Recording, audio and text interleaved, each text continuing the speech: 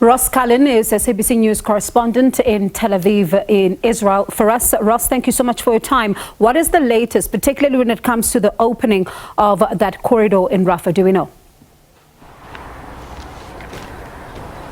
Yeah, we've seen this queue of people waiting to leave, hoping to leave Gaza at the Rafah border crossing on the Palestinian side, and also this stockpiling of aid, which is on the Egyptian side. Lots of confusing comments about this and confusing conclusions about whether or not this humanitarian corridor had been opened, whether or not the humanitarian aid access had been opened this morning or later. At the moment, it is not open. That is one of the topics of discussion for Antony Blinken, the US Secretary of State. He's already met the Israeli President Isaac Herzog. He's going to meet the Israeli Prime Minister Benjamin Netanyahu to work out if they can agree on access for aid for the people in the Gaza Strip. A little bit earlier, Benjamin Netanyahu did address the Knesset, the Israeli parliament, and he did say that, quote, "We will allow the delivery of aid to Gaza." No more specifics on that, how much aid, when it will start, if there will be an end to that window for the delivery of aid, but he did make that general outline. I'll just bring you a couple of the other remarks that he made, the Israeli Prime Minister. He spoke about an hour ago in the Israeli parliament ahead of that meeting with Antony Blinken. He said, "We are coming together around one goal. We are all in this battle, one united Israel, against the forces of darkness, which want to bring the Middle East back to the days of barbarianism and backwardness." He said Hamas is a terrorist organization like ISIS. They want to annihilate Israel. We must come together to crush Hamas. And he had a warning for Iran, saying, "I've got a message. Do not test our will. The price you pay will be high. Be aware of Israel."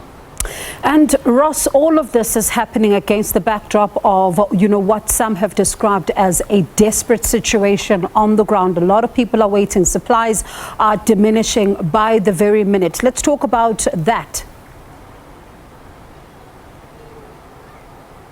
Yeah, more than 2,700 people have lost their lives in the Gaza Strip since the start of the Israeli bombing campaign 10 days ago, which itself came in retaliation for the mass killings, the abductions, the rapes, the torture and murder by Hamas militants here inside Israel. Last Saturday, the 7th of October, 1,300 Israelis died. More than 2,700 Palestinians are now dead. So more than 300 children in the Gaza Strip have died in the last 10 days. The situation is dire in terms of the humanitarian picture. We know that there are these endless calls for aid. Also, the situation for the health services in Gaza is particularly bleak. We know that they are running out of donations of blood, they're running out of trauma supplies, they're running out of general medical assistance because there are thousands of people who have been injured in the Israeli bombings that need treatment.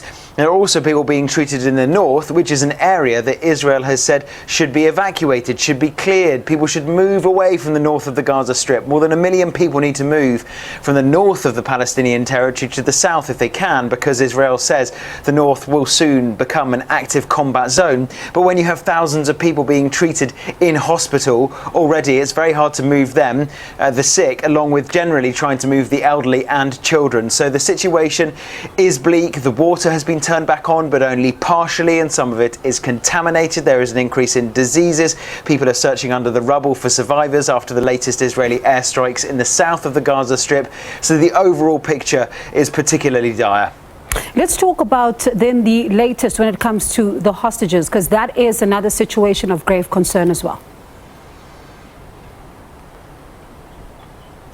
Yes, 155 hostages is the number that Hamas said that they had abducted, but we have heard from Benjamin Netanyahu saying that by Israel's count, it's actually 199 hostages who have been taken into Gaza, and the Israeli government saying that they have reached out to and spoken to all 199 families here in Israel of people who have been abducted. Not just Israeli nationals, though. Foreign nationals have been taken captive, women, children, and members of the Israeli armed forces forces as well. Hamas has said, unverified, over the past few days that different numbers of captives have died in different Israeli airstrikes, but the main focus in terms of the hostage situation for the Israeli government and for foreign governments like Washington, the United States believes several of its nationals have been taken captive. Germany also says that several German nationals have been taken captive. That work at that diplomatic level is to try to secure their release, and the United Nations has called for their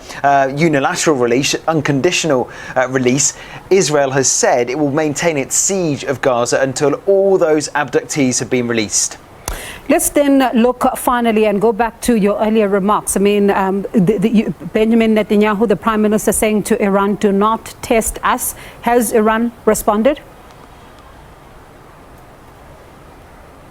Yeah, Iran has spoken in the previous days about the fact that, as far as it's concerned, if Israel does not stop its bombing campaign in Gaza, the situation will become more complicated and the battle will expand. We know that Iran is supporting Hezbollah, the Shia Muslim group based in South Lebanon, which has been firing rockets and anti-tank missiles towards Israeli positions in the north of the country.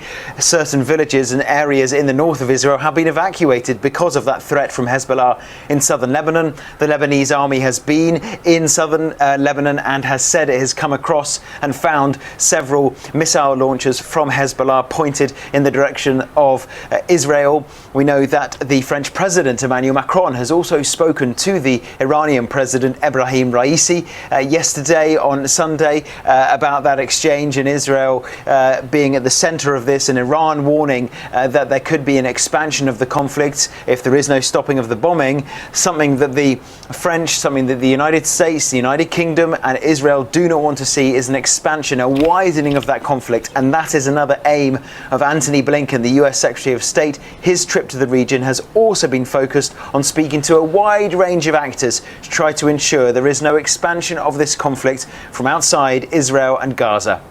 And really lots of concern about what this could mean should, it expand if Iran is saying this, especially the concerns around the region. But Ross, thank you so much for that update. That's Ross Cullen, SABC News Correspondent.